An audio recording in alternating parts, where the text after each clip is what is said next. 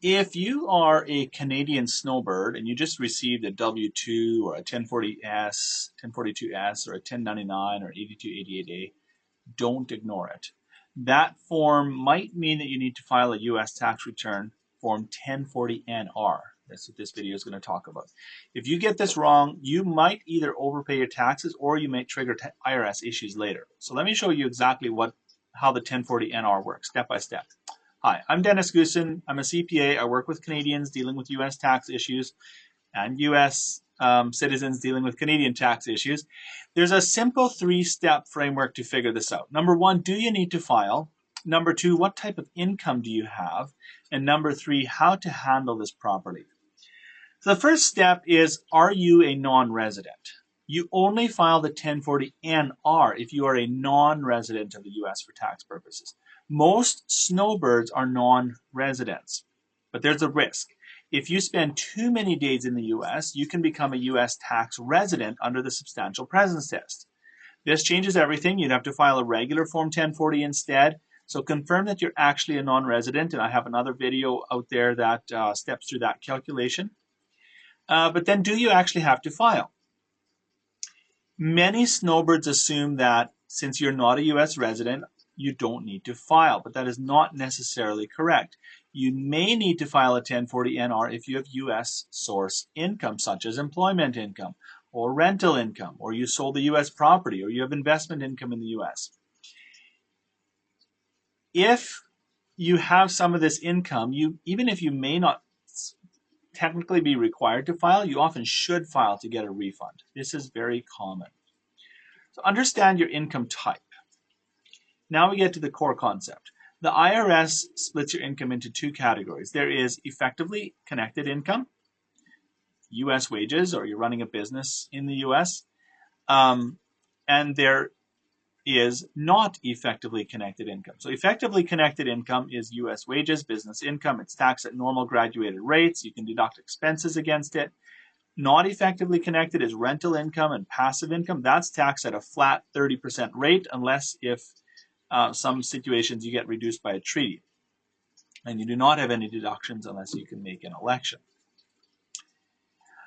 So, walking through a real scenario. You're a Canadian snowbird, you own a condo in Florida, you rent it out for part of the year, your property manager sends you a 1042S, 30% of your tax withheld.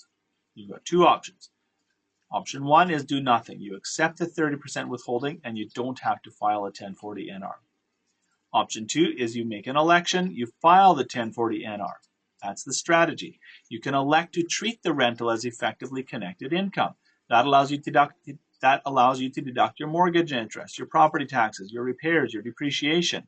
Now you're being taxed on your net income, not your gross income. You can recover thousands of dollars this way.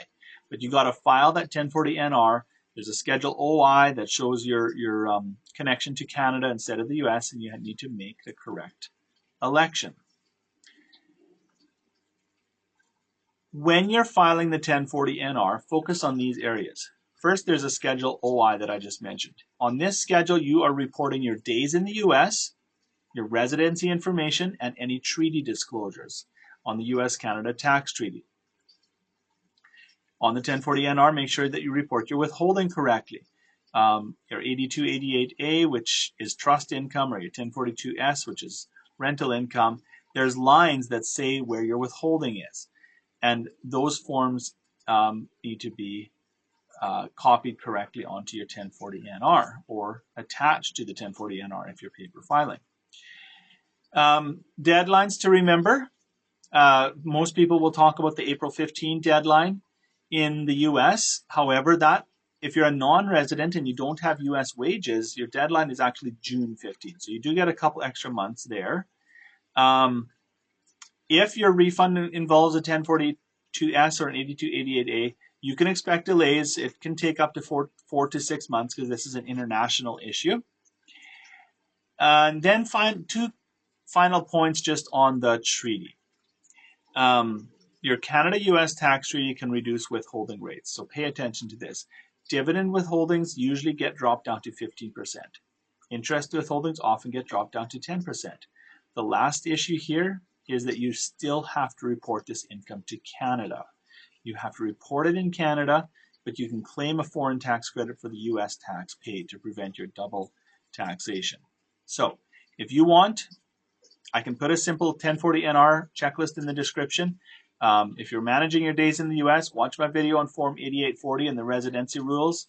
And if you're receiving one of these forms, a W-2, 1042S, a 1099, an 8288A, comment below and I'll give you some details about what to look for. Thanks, everybody. Let me know if you have any more questions.